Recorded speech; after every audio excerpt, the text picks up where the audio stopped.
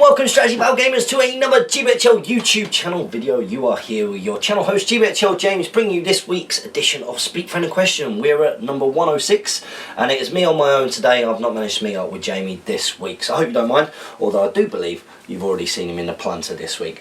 So I'm going to be answering questions off the phone. Remember, this is a great show to get loads and loads of painting done, so I hope you've all got your Hobbit SVG painting projects in front of you for 2016. And maybe for next week, comment below, let us know what kind of things you are going to be working on. I know I for one, I'm definitely going to be working on this bad boy here, which I can officially show off now. Okay, so the first question here is from Andreas the Norwegian Viking. He's put, although I entered the hobby at age 8, 23 years ago, GBHL, as you might know, has been a huge inspiration, and without you guys I do not think the community we have built around the game here in Norway these past 2 years would be as big as it is now and as it continues to grow. Well, that's fantastic, thank you very much Andreas, and it's great to be part of something which has clearly got the word out there that people do love and play this game. And you guys over there are doing a great job in Norway, so keep it going, and I look forward to meeting you all at Aracon in October. So next up, we've got the legend Tom Turtle. He's put, do you ever plan on going through all the videos and giving them all cool thumbnails like you did with Speak Friend and Question?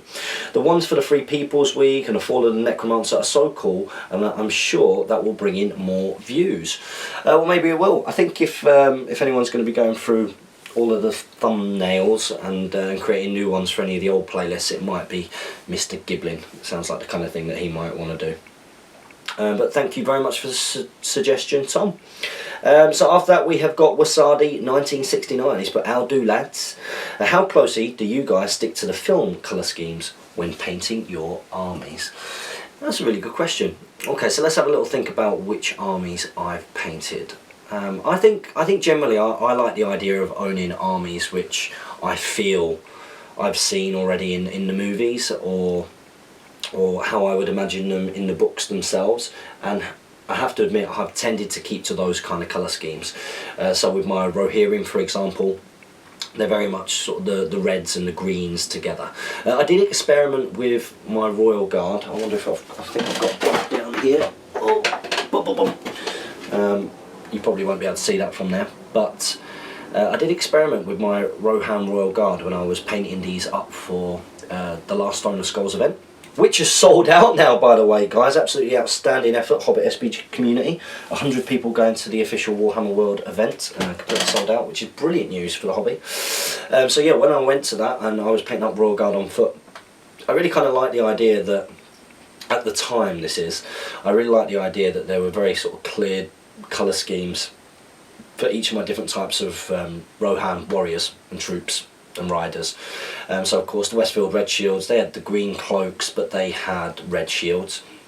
My Outriders had more of a kind of browny green cloak, and then of course my Sons of Ale had white cloaks, and I really like the idea, and as such it's how you've seen them, I really like the idea that the Royal Guard would have red cloaks and almost look kind of Spartan-esque, if that makes sense. I really like that idea, and I like painting reds, and I really like that idea, but I didn't apply it particularly well.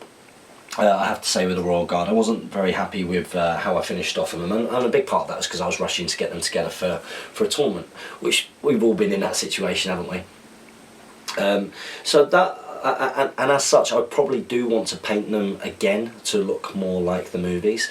So that's probably one of the times where I've stepped away from having that kind of colour scheme, or maybe the elves. Although with my high elves, which you'll have seen in many battle reports, I painted them up the reds and silvers because I wanted them to kind of match what I'd seen or how I thought they would be in the Hobbit, which they were, which was the kind of more autumnal kind of colours, as it were, rather than the kind of springtime colours that you normally see in the high elves, with the greens and golds. I much preferred the sort of the silver and reds. So I went for silver and reds with the high elves. Rohan was pretty standard. What else have I painted? Rivendell Knights were quite like the movies. So yeah, I think on the whole, Isengard, aren't they? I'm not a huge fan.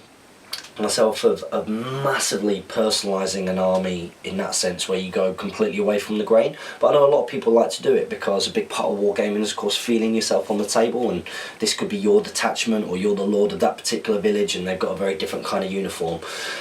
So I can see why people do it.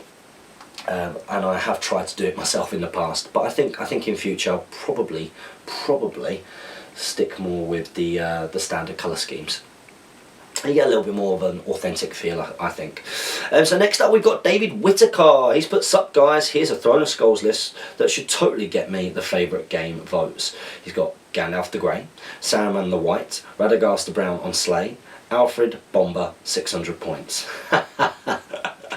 I think I've seen that list before somewhere. I think somebody might have brought something quite similar to one of the original Desolation at Stockport events, perhaps. I have seen it. I'm sure you'll have lots of fun with it. Let us know how you get on with that. The next part of your question is, also, if you had to be any of the troops in the game, who would you be? Tenor says James goes for Sons of Ale. If I had to be any troop in the game, I would probably go for Son of Ale. So you've got yourself a tenor there, whoever you were betting against. And I think Jamie would probably go for a Wood Elf Warrior. And I think it's something that we've or something along, or Guard of the Galadrim Court, or something like that. It's something that we've talked about before. I think we might have talked about in the last Speak Friendly question. But one of the wonderful things about, in my opinion, playing war games is that immersion level. And both of us really enjoy using those armies, because when I use Rohan, I really buy into it. I really feel like I really identify with the culture and feel like that is where I would be in Middle-earth. If I was in Middle-earth, I would be part of the Rohirrim culture. I would be riding a horse. I'd be one of these kind of almost Anglo-Saxon / Norse-esque kind of warriors. And I think Jamie, he's got a big affinity with the Wood Elves, and that's why it's his favourite army as well. So I'd imagine he would probably say something along the lines of one of the Wood Elf warrior variants. But for me, it's got to be a Son of Ale. And I love using them in a game as well. They are damn good. They are really, really, really, really good. They always die. They always go down, but they do their job. They tend to provide enough of a threat for their points. Nothing worse though when you lose one and you just know that that's 22 points. You'll have killed like 3 or 4 orcs or whatever else it might be, and then you lose one Son of Ale and immediately you lost more points than what you've killed. But they are very, very, very good. So thanks for that, David Whitaker. Next up we've got King Bonazai. He's put, "Here is a list at 350 points. It's a good job Jamie isn't here this week, because he doesn't like all these lists. He's put first warband, Thrain, the SBG profile, with 6 Warriors of Erebor with shield and 6 with spear and shield. Okay, that's good. Second warband is a Grimhammer captain with 3 Grimhammers, 1 Warrior of Erebor. Kill to break 9, kill to 25%, 14, might 5. Yeah, I mean, at 350 points, I think, how many have you got there? You got 9, 4, it's not a huge number of warriors, really. You know, and you might struggle, because at 350 points you're going to come up against a lot of might. Because you tend to, or you're going to probably come up against quite a bit of might, because you're going to come up against either people who are able to take multiple warbands and therefore have to have someone cheap leading them and therefore getting the might that way, or you're going to come up against all hero of some description. There tends to be a reasonable amount of might in there, so that's something to think about. But give it a go, let us know how you get on. 350 points is a great level as well. I am actually filming, as you see this today, a battle report for Hot Gates Gaming for sometime this next week, which is going to have the wonderful Bayorn in, which I'm really looking forward to doing, because I'm getting him painted upstairs. Of course, you'll have seen on my hobby blog. Anyway, thank you very much for King Bonazai and for putting the list in a nice order as well. We do appreciate that. So next up we have got Saruman the White, but thanks for the dwarf list, guys, really helped me. Oh, that's brilliant news. I have a little challenge for you this time, completely unrelated to The Hobbit. Oh no. Oh no, I should have done some research. Okay, so we all know how much we love being put on the spot. There is no research done on any of these Speak Friendly questions. So he wants us to decipher these Australian slang terms / words in an accent.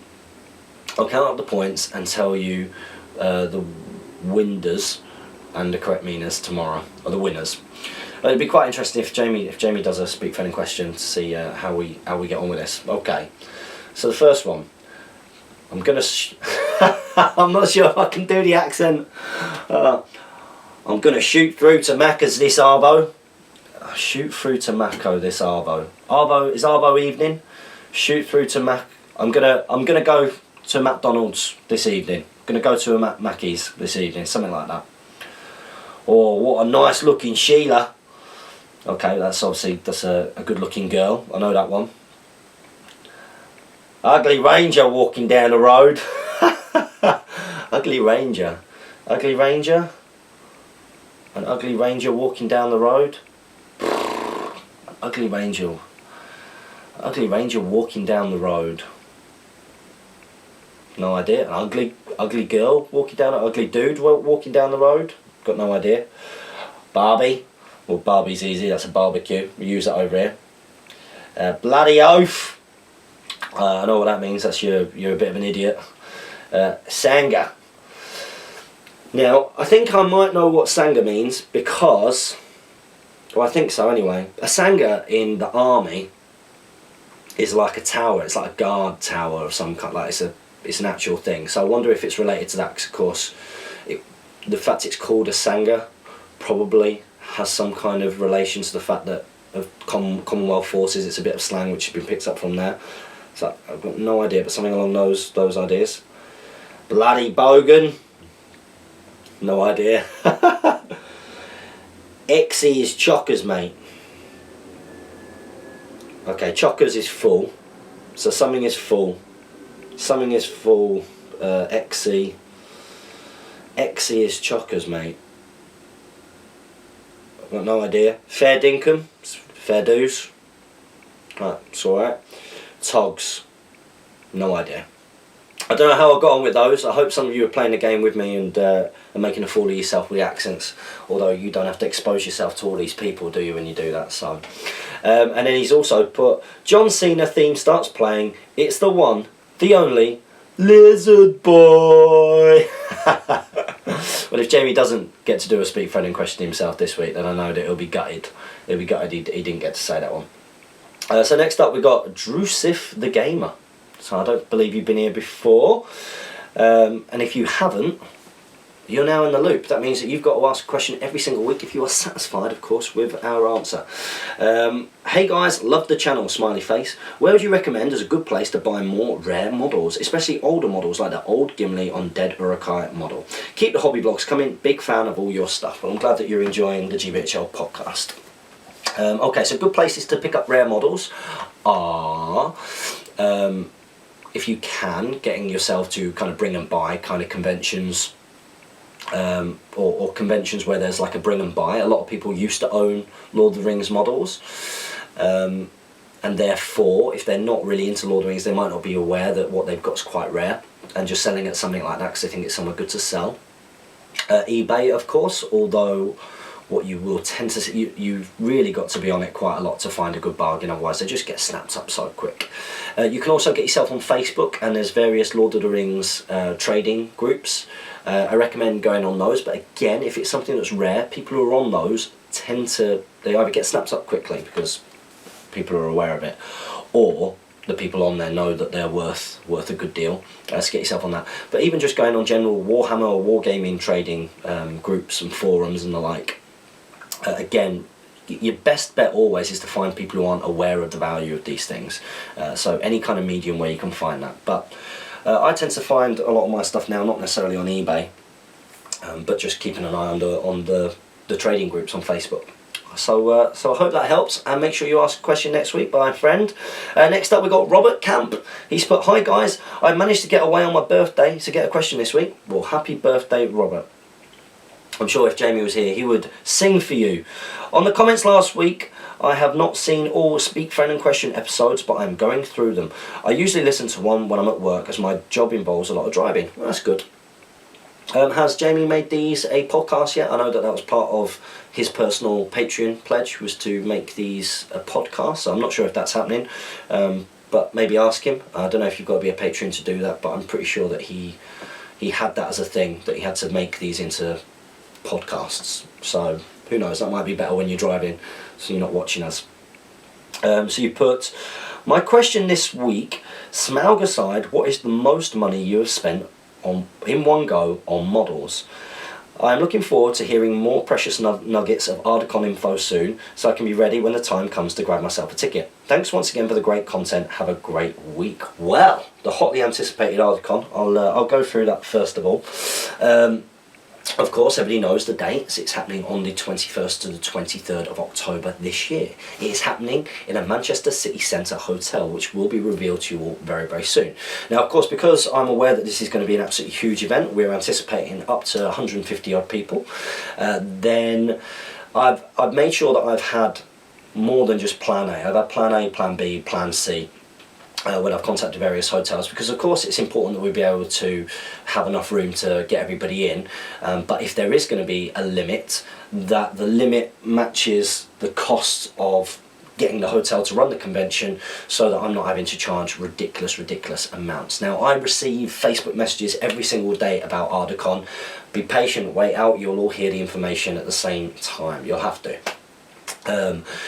The latest update was that the hotel, which looked like we were going to go through, which have negotiated great prices for the rooms and the like, they definitely miscalculated how many people they could get in there. So they told me that they could get 200. When I visited it, I was dubious. I asked them to put together a table plan. They still said 200. And then I did the maths myself, and on that maths I said, I actually think you're only going to be able to manage, I think it was 96, and then they finally got back to me and said that it was 96. So that was an option. It's an alright hotel, right, so it's a nice hotel, it's right by Manchester Piccadilly. Great links to the airport, great links to the station, and any of the hotels that we end up going through with is going to have that regardless, no matter what. It is going to be very, very close to Piccadilly station, which is great for the airport as well. However, I've also been looking at another place. Now, the other place is a lot more expensive, but the convention room itself definitely has that wow factor. It's a little bit more expensive for the rooms, but I do suggest that you all try and share with at least another three people. If you can. Now, these are double rooms. If you share with another one person, it's still pretty good to be staying in a 4-star city centre hotel. You're probably looking, if you divide the room between 4, at around £30 to £35 each per night. And if you're obviously doing it as 2 of you, it's going to be more like £65 to £70, more like 65, I think, per room. But that very much depends on negotiations as it goes at the moment. So that's where we're up to in terms of where that's going to be. In terms of what's going on, that's very clear. On the Friday, there is going to be a doubles event, which will be happening from just after lunchtime, so everybody will have a chance to sort of get themselves down, get some lunch, get the stuff into the hotels if they're getting there earlier, and then get involved in doubles, which will go across the Friday afternoon into the evening. And then on Saturday and Sunday, we of course have the Grand Tournament. Now, this Grand Tournament has encompassed within it a scoring system for World Team Championships, and I believe this is the first of its kind, I believe. I think it's the first of its kind for the Hobbit strategy battle game, as far as I'm aware. We've got confirmed teams from the DCHL over in the USA. We've got guys coming over from the Ontario Strategy Battle Gaming League, or from across Canada. We've got guys from Denmark, Norway, Holland. We've got people confirmed from Germany, Greece, loads of people from Germany. I believe there's quite a lot of Polish guys who are coming over as well. I even think there's some guys from Australia and New Zealand who have said that they're coming over. We've of course got the guys coming over from Ireland, coming down from Scotland and the like. So there are going to be a lot of people there. Lots of people are very, very excited for this, and that's going to be a 2-day event. And then on the Sunday evening, there's going to be a fun little event that goes on. A lot of people have been asking me about the prices. It looks like if you would like to do the 3 days, so all 3 events across the 3 days, that you're probably going to be spending somewhere in the region of probably somewhere between £60 and £80 for your ticket, somewhere between that. But again, that very much comes down to what I work out that we can get into the hall space. I have been in contact, which is very exciting news. I've been in contact with a couple of people, and there is a reasonable chance that we may have a member of Thorin's company attending and being there to sign stuff and have photos taken and maybe even present the awards. So I can let you speculate on that, but I can't really give you any more information. Now in terms of when the tickets go on sale, the tickets are going to go on sale in early to mid-February. And I will let people know when they go on. I will give a day's advance to the guys who are planning to come from across the world. So I am going to put them out there to those guys first, and that'll be completely in secret for them to go and do. If they should so wish, I'll basically say, look, you guys have got 12 hours. If you want to get a ticket, this is where you get the ticket from, and then they'll go on public sale. Because of course, if I just put them on public sale and don't make it accessible to everybody, then or I do make it accessible to everybody, then there's a high chance that because of time zones and the like, that it's just going to get bought up by the guys who come to the Great British Hobby League. And hopefully we can beat the size of the largest Lord of the Rings event that is on record, which is before the days of the Great British Hobbit League, which I believe was a grand tournament at Warhammer World, which was 144 back in 2008. Jamie's first ever tournament that he attended, I believe, which was very, very busy. I think that we can do that. So get involved, get your support. This isn't just going to be about the playing of the game. This is a celebration of everything that we've achieved as a community this last, and not just in the UK, not just the Great British Hobbit League, but across the world, all the different YouTube channels, all the different tournaments that are set up, just everything. A huge celebration of that, the hobby side, the toy side, the YouTube side, everything. And I want everybody to be there. It's a lot of pressure that I put on myself, there's a lot of expectation, but I believe I can make this absolutely mega. So be there or be square. So those are the latest updates for Aracon. I am not going to give you any more information yet, but there's plenty of teasers there. So in terms of what's the most I've spent on one go on models, I can't really remember. I have tended to sort of buy things in batches, and I've probably spent over £100 no problem on models at some point, and as I've got things at once. Absolutely no problem at all, probably spent over £100. What's the most I've spent on another individual model besides Smaug? I'm not too sure, to be honest. Maybe my Rohan Captain with Axe, maybe. I spent quite a bit on him, I really wanted him, but I can't think off the top of my head. So thank you very much for the question, and sorry for rambling on about Aracon, but I'm excited. I hope you guys out there are excited too.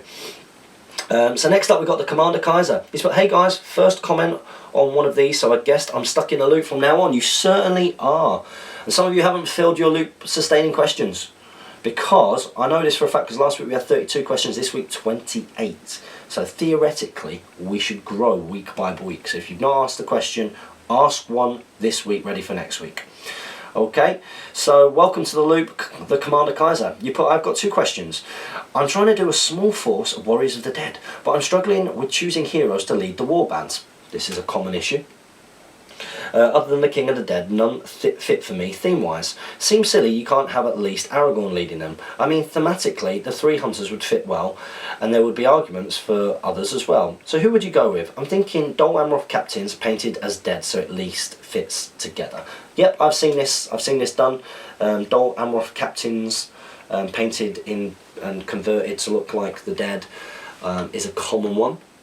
But I've even seen people do it with Forlong the Fat, with doing here, even with Imrahil, to be perfectly honest. Keeping it sort of fiefdoms themed in that sense, but effectively borrowing the profiles, still using the model, but just going and painting that kind of thing. Because it is the issue, there is no captain of the dead, so it makes it very, very hard to build a true army of the dead without using other fiefdoms troops. And your second question is, how do you feel about using, say, normal AMR as the Pelennor version? Would that be acceptable to you guys? Seems I'd have to due to the price of the proper model. Yeah, I mean, I personally don't see it as a problem. It depends very much on where you go. Sometimes TOs will want you to put the effort in to maybe put a shield on or an armoured horse, but people don't tend to be too fussed when it comes to war gear, and as long as you're clear with your opponent which version of that character it is, I don't think it's, because it's still Aemon, isn't it? It's still him. So as such, I have seen people put Aemon on Theoden's armoured horse and make him a shield, or even used to use a Warrior of Rohan shield. I've seen that before as well, and then say that's the Knight of Pelennor. My one upstairs, my one isn't an armoured horse, it's the horse that he came with, but I've got a shield, which is made out of green stuff. What else? But yeah, it really depends on your TO. I think most people are pretty cool when it's stuff like that. You know, people don't go, oh, well, that isn't the Legolas, the Hobbit plastic Legolas for being this particular profile. People are generally quite accepting, but you should always check with a TO and always check with your opponent. You put on a side note, what would be a good starting point for an unmounted Theodred? I'm thinking a head swap from the mounted version is the cheapest way to do it. Thanks in advance for answering, and keep up the good work. Yeah, so Theodred's an interesting one. I think, yeah, getting a head swap in there, because it's quite easy to pick up the mounted version. I think he might have been part of Battle Games in Middle-earth at some point. Correct me if I'm wrong. But yeah, I'm pretty sure that he was part of Battle Games in Middle-earth. But it's the foot model which is quite hard to get hold of, I believe. I believe it's that way round. I think, you know, you could just a head swap on a Rohan captain isn't the worst idea.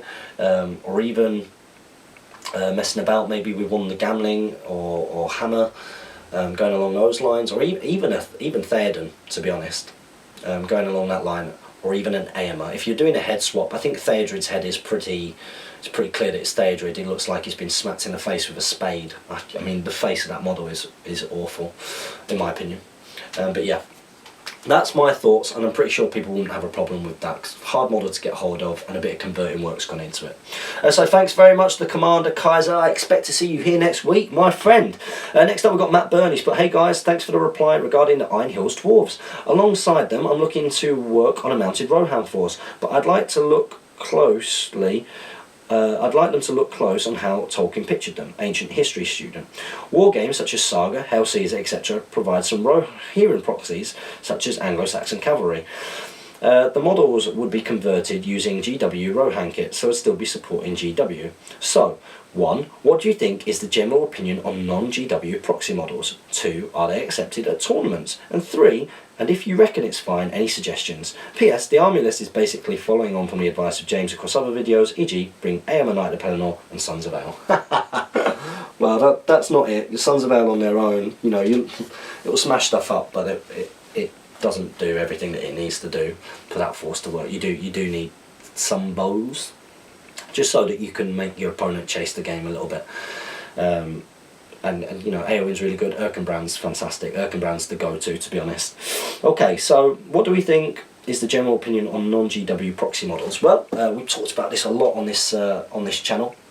I do believe that if you go and check out the playlist, which is called Speak Friend and Question FAQ, it's basically SFAQ FAQ, that we actually talk in detail about what our opinions on proxies are, because, and you'll hear this term a lot, there is a very sliding scale on what people think is acceptable, and it is completely subjective, and that's one of the things that makes it difficult. It will always vary from player to player, tournament to tournament, and as such, if you ever want to take any of these armies to a tournament, it's a good idea. I mean, don't get your hopes up, just in case. You almost certainly won't be able to take a proxy army like that to an official GW tournament now that Throne of Skulls is back. But what we always recommend is you take a picture of the conversion work you've done and then send it to your relevant TO, and then also don't have any kind of negative judgment if they don't think that that's okay, because ultimately, you know, the model requires you to use the game requires you to use the models that are provided. However, I agree that there are some proxies out there that would look pretty cool, and I know that there are a lot of sort of Anglo-Saxon things which would make for, especially a lot of the Gripping Beast stuff, which would make for good Rohirrim.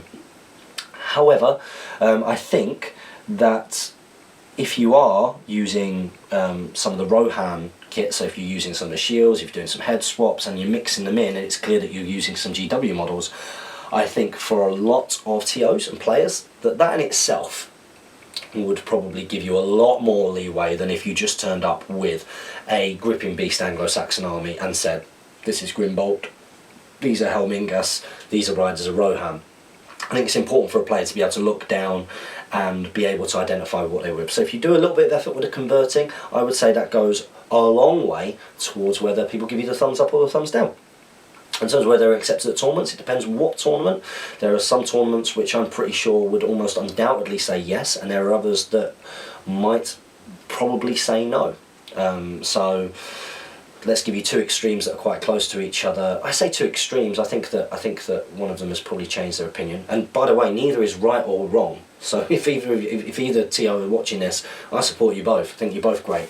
But if you Titans have very much got a rule of course. So Titans is in London. Fortunately, they won't be running their smaller tournament at the start of next year, at the start of this year, but they will be running the Long Bottom Carnival later in the year. They've very much got a rule of course. They've allowed people to bring like mad spiders and call it Ungoliant, but use the rules for a dragon and stuff like that. Or, you know, I've seen a scorpion from a scorpion themed army, and the scorpion was actually Shelob, or it was something along those kind of lines. And you know, they're very much the rule of cool, and I like that. There's a place for that, I think, and I don't think there are any problems with that on the whole. When it comes to if you do a direct comparison, I know that Sam Page of East Grinstead, he's got a sort of a stronger view. Him and some of his friends like Muppet Slayer, Lewis, not seen for ages, they've got a stronger view about, you know, using proxies, using non-GW miniatures. And I think most other people kind of fall somewhere in between, I would say. Although I'm pretty sure that Sam's been pretty cool about things in the past. So it's always just best to check. I hope that helps. And if I think it's fine, any suggestions, well, yeah, just make some effort with the conversion work, and always check with your TOs. And if you're planning to take that army to a tournament in advance, check with the TOs before you put it together and set your heart and soul on bringing it. And that's always a good bit of advice. So thank you very much for that, my friend. Next up, we've got Son of Gloin. I love this guy. He's coming up soon to do some battle reports. Hopefully going to get one done for the GBHL podcast, although it looks like Jamie and the guys have done some little sort of 30-minute bat reps that they want to release over a few weekends. So maybe not. Maybe I'll do that one. Popgates Gaming. But he's put another great video, and thanks for the advice. I'll get back to list building. No problem at all. I'm going to my first tournament in Cardiff in Feb, and my aim is just to win a game, but mainly meet people and throw some dice. Yeah, that's what it's all about. My question for you guys is, what were your aims at your first tournament, and how did you find your first ever wargaming tournament, not just SBG? Cheers as always, keep up the good work. Well, if you want to go and see a proper retro video, go and check out my Preston tournament review. If you go back, just go to uploads and go to as far back as you can. One of the first uploads will probably be my Preston review. Now you probably need earphones or speakers or something, because the sound drops in and out. I used to use my iPhone for filming back in the good old days, and I talk about what my experiences were. To be perfectly honest, there were a few things. I wanted to meet everybody that I'd been talking to on the forums for so long. That was a big part of it. I wanted to get some content for the GBHL podcast, because me and Jamie were just starting that together and that journey, so I wanted to provide coverage of that there were tournaments going on. In terms of my aim, I wanted to meet everyone. I mean, that's the key thing. And I also wanted to test myself. I wanted to see how the Rohirrim, who had been doing so well in all of the battle reports back here, how well they would actually do on the table. And it was brilliant. I mean, very humbling in some occasions, but I learned so much. And I really enjoyed it. And the best thing was definitely the people that I got to meet. It's incredible to think how far this community has come since then. You know, really incredible. From that just group of people who kind of knew each other, because it's the same group of people that used to get together, to what it is now, you know, where we had like over 90 new people this past year. Absolutely insane. So yeah, I mean, I wasn't going there with any kind of grand delusions of winning, but I did want to learn a little bit more about sort of tournament play, and I was very nervous. I was nervous and thought that there would be absolute weirdos there who were just really gamey, and it wasn't going to be fun, and it wasn't really like that. So I really enjoyed it. Didn't do very well. I even ducked. I think Charles was the TO. He wanted to play in it as well, because I think he had a chance in that league. So because he had odd numbers, he had players ducking in and out, and I offered to sort of duck out of part of the second day, I think. And I didn't mind, because it gave me an opportunity to walk around and sort of see everybody play this game, which I sort of wanted to know more about and wanted to be more involved in. So I think that should be your aim. Meet everybody, have a good time, get to play the game, get to roll some dice. So thank you very much, Son of Gloin, as always, we appreciate it. Next up we've got Mark Hersey. He's put, hello James, Happy New Year. I'm a long-time fan of your channel. Thank you very much. I'm playing a 750 points per player doubles game to the death with some friends. I was wondering if you could advise me. I'm on the Forces of Good using Gondor, and my comrade is using High Elves. We are facing the Balrog and a Mordor-themed army, and a Harad force accompanied by a Mumakil. We both have access to all the models in our armies. If you'd help us design our list to increase our chances of beating these scary models, then that would be amazing. Thanks guys, you are legends. Okay, well, those are some big games. They're going to take a while. I know that they've got some big things, but Might and Spellcasters will do that. So, you know, if you're doing a Gondor themed army, then you could take, especially if you're doing 750 points per player, you could take Gandalf the White, because you want to be able to just immobilise, you know, immobilise that Balrog as and when you can. And also you want the might, because you can heroic strike. I don't think the Balrog's got any might, which is no good. You want might so that you can win the roll. Well, you want might so that you can try and make sure that you get the heroic move-offs against the Mumakil and the like. And then just you want to be trapping and surrounding and getting around them as much as you possibly can. In terms of designing your actual lists, I think that's pretty difficult to do. 1500 points, well, effectively two 750 point armies, but those are the kind of things you want to think about. Just try and make sure you've got lots of might. You can get plenty of good heroes in the forces that you're picking there. There's loads of great elven heroes, and there's lots of really good, well, there's Boromir, isn't there? Try and get loads and loads of troops and just surround these things and give it a good shot, like heroic strike, immobilise, all that kind of thing. So I hope that helps, Mark Hersey. Make sure you ask a question next week. Next up we've got Bradley Cobden. He's put, hey guys, haven't asked a question for a while here, so here we go. Would you say a Last Alliance list with Hobbit Elrond is still themed fluffy? Yeah, because I think the only thing, Hobbit Elrond, do you mean the one on foot that still heroic strikes, or do you mean the one on horse? To be fair, I don't think it particularly matters. I don't think it particularly matters, but remember, he won't be able to lead the troops. He won't be able to lead your high elf troops, so just bear that in mind. 2, is it okay to use converted Warriors of the Iron Hills, Warriors of Erebor in tournaments? Yeah, I think so, yeah, perfectly fine. Just, again, take a picture of them, make sure it's clear what they are, take a picture of them, send them to the TO and let them know. 3, what would you say is a good place to start with a Last Alliance army? My first 600 point attempt is Hobbit Elrond mounted, Elendil with 12 Warriors of Numenor, all with shields, and 3 with spear. Isildur with 11 Warriors of Numenor, all with shields. Yeah, so it's okay. I mean, it depends which way you want to go. You want to go, if it's 600 points, you're not going to get a lot in there, because, in my opinion, you know, the Last Alliance, you can go one or two ways. You can either have just a couple of heroes leading, you know, the war bands of respective troops, so you've got, you know, half High Elves and you've got half Numenor, or you can go more one way or the other, or you can go for the heroes themselves, because you've got Elendil, you've got Isildur, Gil-galad, Elrond. These are all big, you know, big heroes, reasonable point sync. Not the worst all hero list in the world, to be honest. You know, get them all on horses and the like. So that might be something to consider. But it depends what kind of balance you want, whether you want the troops in there or not. Well, I don't think you're a million miles away, to be honest, my friend. Right, so next. Oh no! Oh no! My phone is trying to play Speak Friend and Question. Don't do it. Come out. Well, that's no good. I've got no idea what the questions are going to be. So what I'm going to do is I'm going to go and pause this video and then nice and subtly blend into the next clip when I've got this fixed. I'm back, not a clue what was going on with my phone there. So I hope that was reasonably helpful, Bradley. Probably not, but best of luck. So next up we've got Wands Kulemens. Okay, so he spelt out his name, but when he's A's as in father, so one, and E's as in. What? One's Sekulemans. As in but. Oh, and the E's as in but. Guanas Kulamans.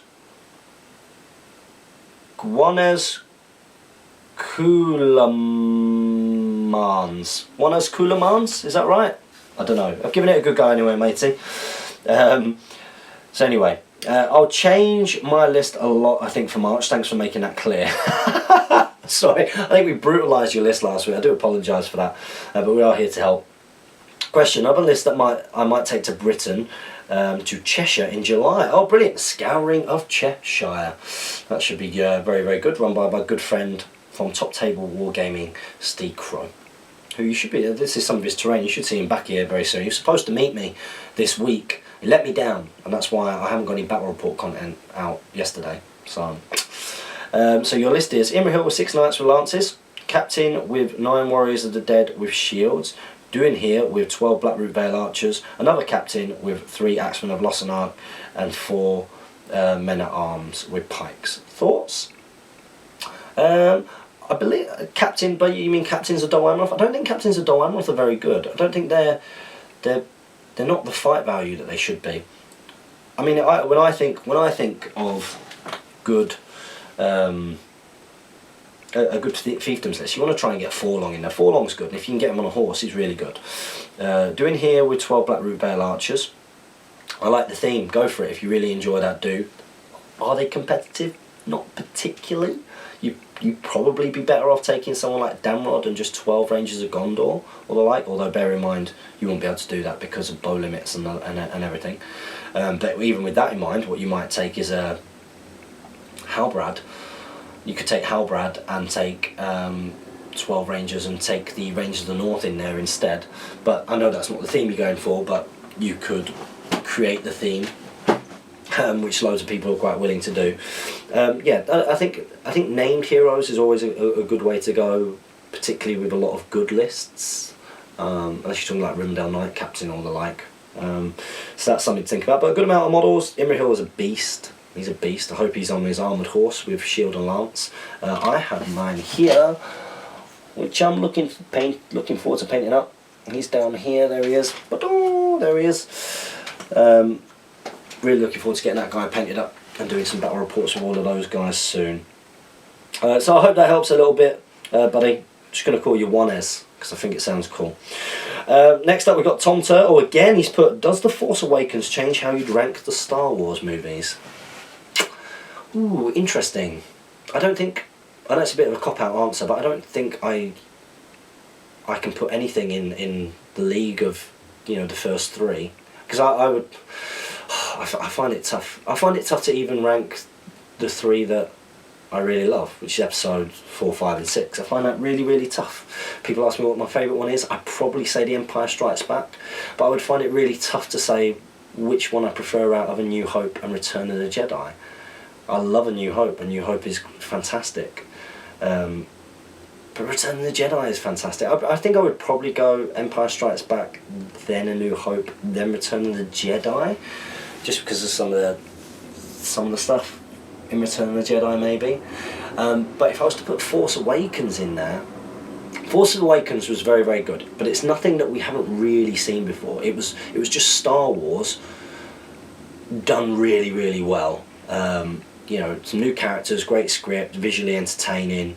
But the story is nothing particularly new. It's regurgitating a lot of stuff, which I didn't mind because the familiarity was part of the charm of that movie for me. So I'm not sure whether I would put it ahead of them. I think that they are separate categories. I definitely put it ahead of episodes 1, 2 and 3, which I think that goes without saying. If anybody disagrees out there, I'm fascinated. Just let me know in the comment section below. So thanks anyway for that, Tom Turtle, always supporting this show and others. Next up we got San. It's Sem the Great. He's like, hey guys, once again thanks for all your answers to my past questions. It's a pleasure. I tried to make a list with the models available to me at 600 points since I'm invited to a tournament in Denmark. Let me know what you think. So he's got Suladan plus bow plus mount at 105. 9 warriors, 2 with spear, 7 with bow. Those with bow are upgraded to Warriors of Kana. so that gives them a slightly better shoot value, I believe. And then 2 Watchers of Kana with a bow, so that's good. And then you've got a Golden King of Harad with 7 Watchers of Kana with a bow, 5 Aracon, and then you've got a Taskmaster with 4 Aracon and 8 Warriors with Spears, 1 Banner. I've tried making use of the Scorpion Sting special rule to get more bows. It's made pretty quickly, so there might be points errors. Yeah, well, I'm not going to check over the points and stuff for you, but it seems a pretty balanced force. Your heroes are all good. You know, Taskmaster, Golden King, and Suladan are pretty solid choices, really. And you know, it's a pretty nasty, shooty army with a reasonable amount of fight for as well. You know, so it's not the kind of optimised Haradrim, Scorpion Sting, filth list, but it's pretty good. So so good luck with that. Let me know how you get on, and always a pleasure hearing from you, my friend. Next up, we've got King Bonazai. Oh, sir, are you coming to Desolation of Stockport in April? If anybody didn't know the Desolation of Stockport dates for April, it's the 23rd and 24th of April, and I believe that we need to put up our event page for it on the Facebook, so keep an eye out for that. King Bonazai has put the third part of my really long question. I don't mind. Do you think a beginner like me could do Shadow and Flame's Iron Hills conversion kit? Thanks for your great content. And then Matt Byrne replied and put, Shadow and Flame actually provides some tutorial videos on the conversion kit, and it's designed to be really straightforward. Yes, it is. Yes, you can do it. Absolutely. Absolutely. The guys have designed the kit with that in mind. So contact them, let them know. I'm not even going to hesitate saying I could not recommend them more. They will give you hints and tips as well, and if you're getting stuck, you can just email them and ask them, and they can tell you what to do. They are great guys. I love them both very, very much. Wonderful, wonderful people and great hobbyists. So yeah, definitely get yourself on that. So next up we've got Scott Marley in brackets Ghost. Ooh. Sounds intriguing. So I've been playing since the original Lord of the Rings Fellowship of the Rings starter box came out, and I've been wondering, if you have a pike block 3 deep, are the centre combats considered trapped if they lose? Because I've seen it played both ways, where it's not considered trapped, and where over the years, just would like a second opinion. Wah mentioned I should ask this here. Yeah, well, if you can't back away 2 models. So if you're in, like you say, if you're in the middle, and someone comes into you and they've got priority, it's in their benefit to choose the combats in the middle of your pike block first, because the model's directly behind, unless it's done. If it's the pike block as you imagine it in your mind. So let's just say that you've got 3 warriors up front, and then you've got 3 directly behind and 3 directly behind that. So just 9 warriors, okay? And the enemy come up against you and they go straight in, and the enemy have got the priority and they pick the middle combat. That middle guy will be trapped because the model behind him can't make way. So therefore he can't back away an inch, so therefore he is trapped. So always something to consider. I hope that helps, Scott Marley. A proper question as well. Proper question. So make sure you're back next week. Next up we got Guillermo Camargo. Call me Will if you find my name difficult. This is a man after my own heart. We always find names difficult. Okay, Will. So hi guys, amazing podcast. Yeah, I don't believe we met before. Welcome to the GBHL podcast. It's a good source of information for new players like me. My first question is about High Elves. I have Glorfindel and I want to make a warband with him for a 350 point game. I was thinking Glorfindel plus 4 High Elf with Spears and Shield, and then the other warband with Galadriel Warriors because they are cheaper. The question is, should I use an expensive hero for a 350 points game, or save it for 500 points, just play with the Galadriel and have more troops? I really like High Elves, but I think the cost of the troops puts me in an outnumbered situation, thanks. Yeah, that's absolutely true. So if you were going to do a 350 point High Elf force, typically that would be an all-hero force, I would say. Almost certainly an all-hero force, rather than with troops. You could probably do it with the likes of Eristor. Eristor is 90, 80, 90. I'm not too sure. And then you could, if you wanted to, use Gildor, but the heroes are quite expensive, so you're not going to have much. You might have 1 warband of troops, which isn't going to be ideal. I think there's a battle report during there's a battle report during which week? Free People's Week, which is Steve Crow versus me. I think we do 350 points, I think. And he brought I mean, to be fair, he was fighting against other elves, so it was a bit of an advantage with all the defense 6 as well. He just brought Kingsguard with Gilgalad, and that was it, I think. But that is probably not going to do great on the whole. So typically you would see all hero or going for cheaper, not as good heroes. The Galadrim are probably going to be better at getting some troops in and having a cheaper middle range hero, should we say. So I hope that helps you a little bit there, my friend. So next up we have got Wow, he's put, the GBHL channel didn't get me back into the hobby, but it did open my eyes to just how amazing the SBG hobby could be. That's great to hear. Instead of being a small handful of players here, we suddenly became a legion. The full might of the GBHL is there to be seen and respected. No longer are we just a small gaming club, we're part of a global association of groups. It inspired us to start our own Facebook group, the West Coast Hobbits. That's great news. GBHL has allowed us to grow our group. Just from starting conversations and talking about what's going on globally. It's inspired my approach to events. The GBHL stoked my ambitions to grow the group, attend international events and create events that will one day draw international players. So thank you to the GBHL YouTube channel, SBG magazine and the GBHL Facebook group. Well, absolute pleasure. I can't speak on behalf of all of those, but I certainly can speak on behalf of the GBHL YouTube channel. I should be able to. And say thank you very, very much for the kind feedback, and that's ultimately that was the goal, wasn't it? You know, it was to support the Hobbit hobby.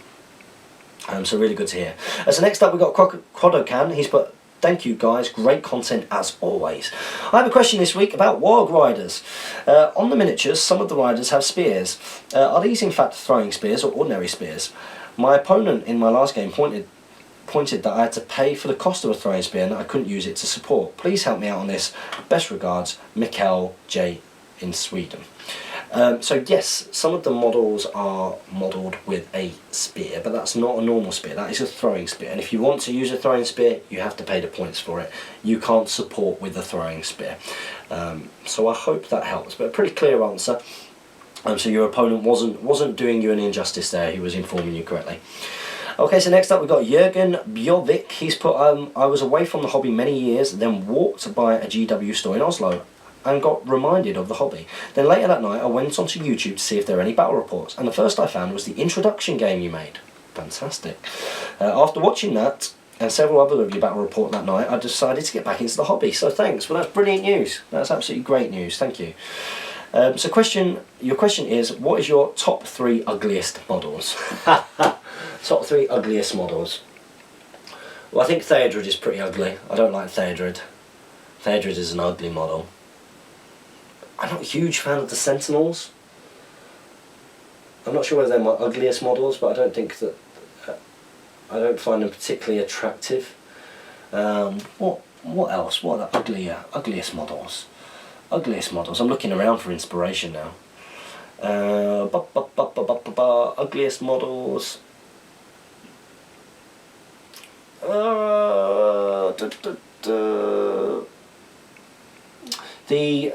The hobbits on ponies, although they're well sought after, they aren't in a likeness of the hobbits from the movie, and I believe there's a licensing thing to do with that. That's the rumour, but I'm not a huge fan of those. And I'm not a fan of some of the Corsair models, actually. Only some of them. Some of them look a little bit silly, but apparently that's because they were borrowed from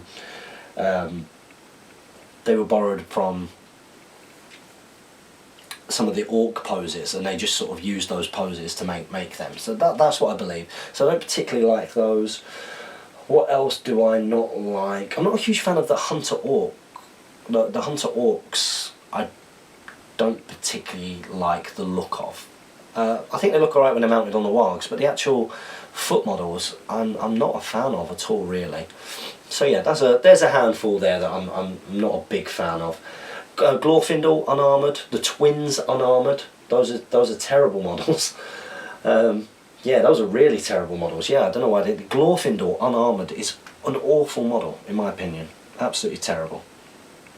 So yes, thank you very much for that, Jürgen. Next up, we got War again. He's put, yes, haggard and spent at only 11:46 on a Sunday morning, and what else but speak, friend and question to breathe some life back into the hobby. Great episode, fellows. Mr. Giblin, you look very un-Giblin like in your fancy scarf and coat. You make it sound like he's a big scruff the rest of the time. I'm pretty sure that he's worn that coat and scarf on the channel before. I think maybe it's the haircut as well. He looks a bit smarter than normal. So this week's Loop Noosh question. How far do you let fluff influence the type of army list you create, even to the opponents you choose to play? E.g. your local squad has 3 evil players and 1 good player. He is playing a game and won't be 3 for another 30 minutes. Would you wait for him as your army is evil, and his would be a perfect fluff opponent for you? No, I probably wouldn't wait for him. If there's other players who are in there waiting for a game, I'd probably play against them. I'm not too fussed good versus good or evil versus evil. You can always create a bit of a story as to why that might happen. In your mind, and ultimately that's what you're going to come up against at tournaments. You know, if you're a good player that just plays evil, then you're going to miss out on some of the things you can come up against good, and vice versa as well. You know, if an evil player is not playing other evil armies, then they're going to be in trouble to get to a tournament. But in terms of how it affects me list building, well, I suppose in a way it gives you the kind of bare idea of what you're trying to do. So for a good example is the best example I can give is the all-mounted Rohan, because it's my signature force. Okay, when I wanted to play using Rohan, I was very, very keen that I wanted to build an all-mounted Rohan list. Now, I love Aema, the character, and to be perfectly honest, that list could have just been, if it worked, could have been Aema, Eowyn, Theoden and just riders, if that was able to be as competitive or interesting even, because I think the problem with that army is that it has to be a skirmishy army, and it isn't good enough to be a skirmishy army. Whereas as soon as you start thinking, right, okay, well, Erkenbrand is a must. Yeah, I kind of like the theme that he's a beautiful model as well. I love the model of Erkenbrand, so I wanted to include him. And that gets your red shields up as well. So red shields, fight 4. So then that comes into it, and then I kind of you want to build your theme about that kind of red shield thing. And then Sons of Ale, you know, this idea of a sort of a heavy knight, as it were. They kind of allow you to do what people want to do with cavalry, which is hit stuff. But a cavalry army can't work like that. So yeah, you start building it up, and then you start putting some Royal Guard in, and you know, in the end it can end up not being like that. But that's not to say that you wouldn't build a completely fluffy all-mounted Rohan force. It's just that one is an optimised force that I've learned to make work in a certain kind of points level bracket some of the time, and another probably doesn't work as well without not being that fun to play. So. Because it doesn't even do that job quite well. So you've got another question here. You put, how much influence does fluff then have of a fluffy style of gaming? However, when you're on the tournament scene, does fluff fly away like chaff on the wind? As always, much love and respect from my side of the world. Well, much love and respect in return, buddy. Thanks for being here.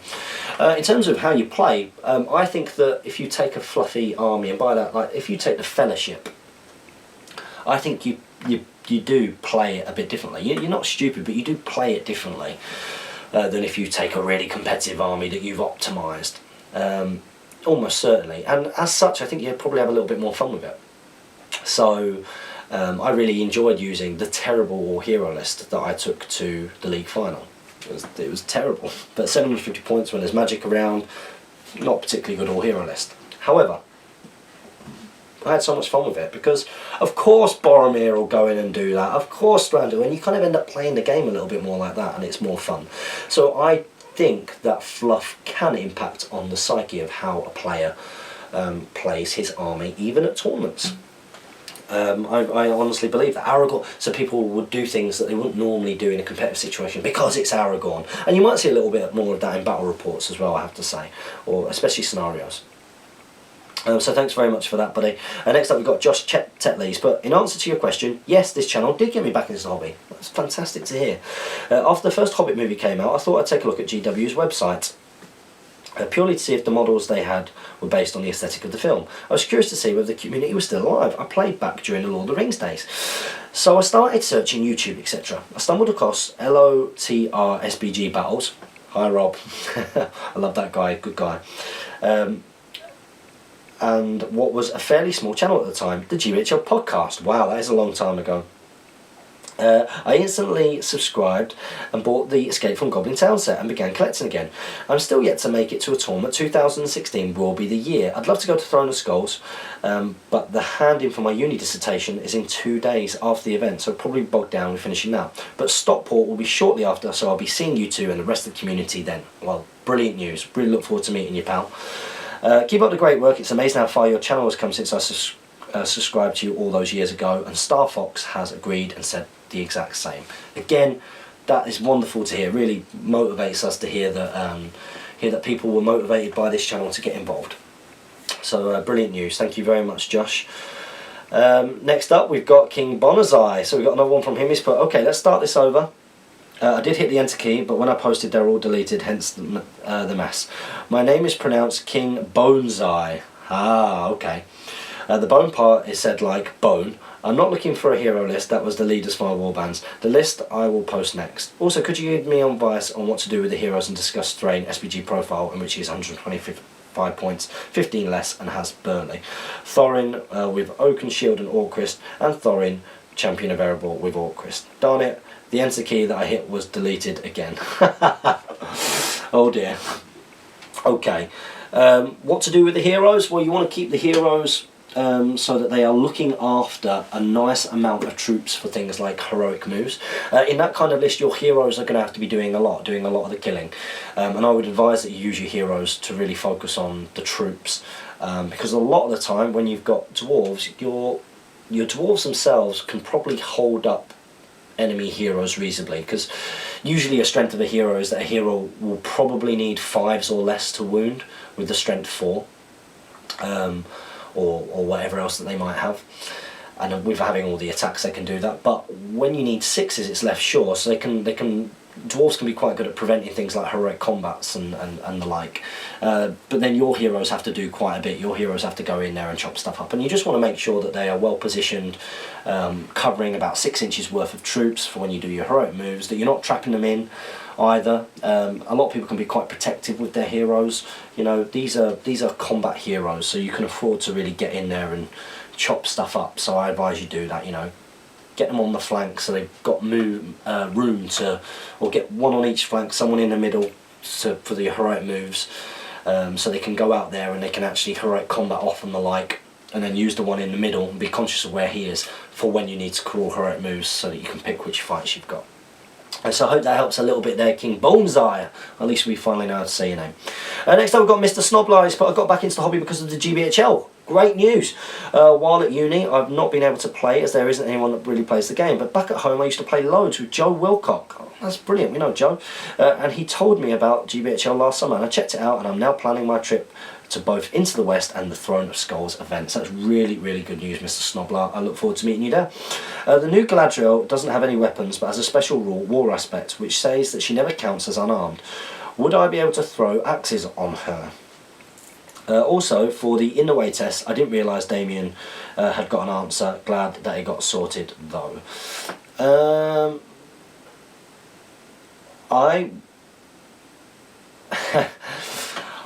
I personally think that you shouldn't. This is completely subjective, but I think that you shouldn't glue an axe to Galadriel. And that's that. I mean, I know people do it. But you don't want to be that person. Yeah, you don't want to be that person. I think I'm a hypocrite. I'm sure I've done it. Have I done axe conversions? Yeah, I did with my Reavers.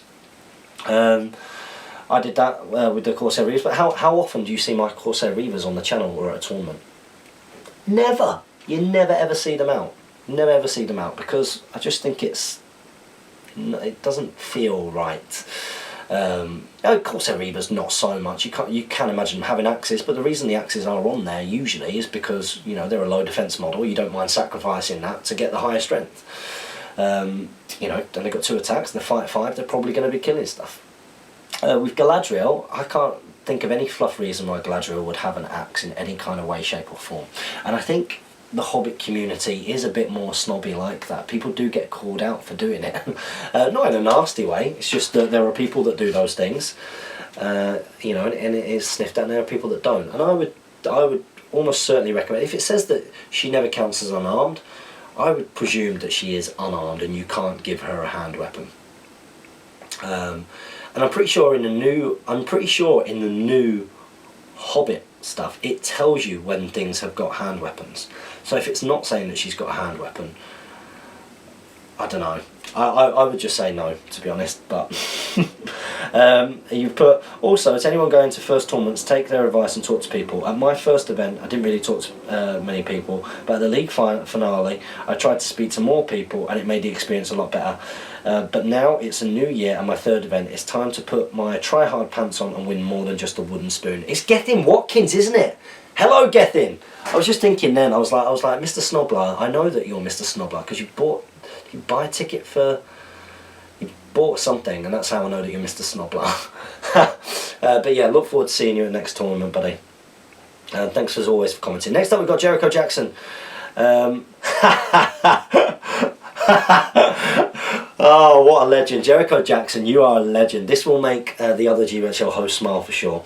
Hey guys, I was wondering how I could buy SBG magazine. Maybe you could get Tom and Damien to make a video tutorial for it. I think they should make a sketch. I think a sketch would be very, very funny with regards to this. My real question this week is, how easy is it to travel around the UK? I'm planning to come to the UK in time for Aracon and then travel around for about a year maybe, and was wondering how cheap, easy it is to get to places I don't drive. Cheers, Jericho. Trains can be quite expensive unless you book well in advance, and I think public transport generally in the UK can be quite expensive. But my advice is book in advance and don't book during any kind of peak time. If you're willing to look far in advance enough, you can get tickets from Manchester to London for 20 quid. You know, you can get them, and it's quick. It only takes a couple of hours. There are plenty of stagecoach coaches. If you're willing to get coaches, they tend to be cheaper, but you are looking at long time. You know, I think a trip down then would be about 13 hours because of all the stops and the like. But the train system is good, and I would definitely recommend you know, travelling about and having a look around the UK. You know, there's lots of history here. There's lots of beauty as well. And brilliant that you're looking to get to Aracon as well, my friend. And Manchester's a good platform for that because Piccadilly Station, which is right where the hotel is going to be, you've got an absolute ton of transport links from Manchester Piccadilly. So you've got a few suggestions here from Matt Byrne and the like. I think he said the same about booking in advance. Well, next up we've got Akathon. He's put, "I love you too, Jamie." I think I said that Jamie loves you because you always give him lists. And definitely my favourite game was where my infamous 90 Goblin Horde was slaughtered by Durin's 16. As for army improvement, hopefully it's indented now. 600 points. Gimli with Elven Cloak, leader. 10 Dwarf Warriors with shield. Okay, that's okay. King's Champion with his 2 Heralds, 11 Dwarf Warriors with shield. 10 Dwarf Warriors with shield, that's okay. Barley with Durin's Axe, 12 Dwarf Warriors with bows. 37 in total, 20 kill to break, 29 to kill, 29 killed to get to 25%. I think I can make it to Mansfield in late February, and then I'll definitely try this list out in the next 600 point tournament. Okay, I think that's pretty good. I mean, it's a solid standard dwarf list. Interesting to see a dwarf list that doesn't have the elites in there. I mean, it's worth putting the odd one in, but I can see what you're doing there. I actually don't think that that's a terrible list, and you've got the 2 banners in there. You've got good heroes. They're all very, very good. So yeah, hopefully give it a good crack, see how you get on with it. And then you very kindly indented it below, which is very, very, very helpful. Everybody check out the comment that Ryan Ratchford has given himself, Akathon39, where he's indented it. That's how we want lists to be written out in future. Is that the right amount of bows that you can have? Do heralds count as heroes because they've got fate and the like? I'm not too sure, but your total, you got 32, so you could take 11, I think you can take 11 bows in that list, I think, unless the heralds do count for your bow limit. But if they're counted as heroes, which I think they might be, I think they're heroes, I don't think they count towards your bow limit, so you might have to drop a dwarf warrior with bow and maybe add a warrior somewhere else. I think. And wow, that brings us to the end of this week's solo speak, friend and question. Hope you guys have enjoyed it. It's later on the Saturday evening here, and like I said, there's no chance I'll be able to meet up with Jamie. No idea what his plans are, so my opportunity to get a chance to catch up with you guys, and as ever, make sure that you ask some questions next week. And I look forward to getting some more content done for you. There seems to be quite a lot of content coming out at the moment, so lots for you guys to get your teeth stuck into. So don't forget to comment, like, share and subscribe. Support your Hobbit hosts by clicking the links in the video description below. Make sure that you like our Facebook page and that you follow us on Twitter. You support your Hobbit hobby. And happy strategy battle gaming, guys.